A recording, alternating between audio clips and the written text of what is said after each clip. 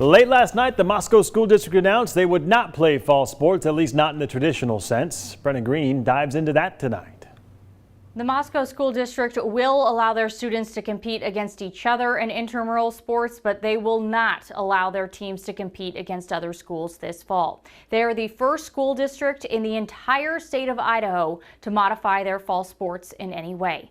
I sat down with Moscow Superintendent Greg Bailey today to discuss this difficult decision. It's almost like trying to change your tire of your car while the car's driving down the road. COVID-19 is a hard situation to get a handle on for educators, especially when there's constantly changing info and no end in sight.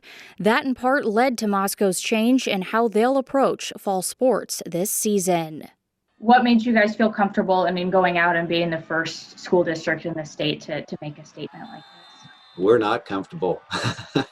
It's a tough decision to be the first one out there to do that, but we just felt like overall, if we're going to side on anything, it's going to be on the side of safety. Bailey said his school district's main concern was their students playing students from other schools and then bringing COVID into their community. Another thing that played a contributing factor, the fact that both of the universities on the Palouse aren't playing fall sports this fall. With both those universities looking at it and saying it's better to shut down those conferences. And we're a high school.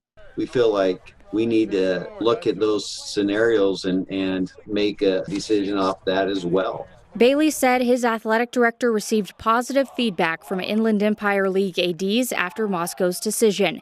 He also said that he has talked to a few superintendents around Idaho who are also wary about high school sports right now. As for the IHSAA, they support our decision. They understand that each community has to make it their own decision. They understood what our reasonings were, and they were very supportive. As for the argument that people who play high-contact sports are already used to putting themselves in high-risk situations, Bailey believes this situation is much larger than that. Any sport, you know that there's an injury, but if we know that this is something that could be long-term, we know that it could affect not only that athlete, but their families or friends or teachers, then, that's a different scenario. Bailey told me he expects to see high school sports in smaller Idaho communities this fall, but larger ones, that remains up in the air in his mind. If Idaho were to move their fall sports to the spring and conditions were safe, Bailey says his school would happily compete then. Idaho high school football is set to kick off in exactly 2 weeks. That's it for sports.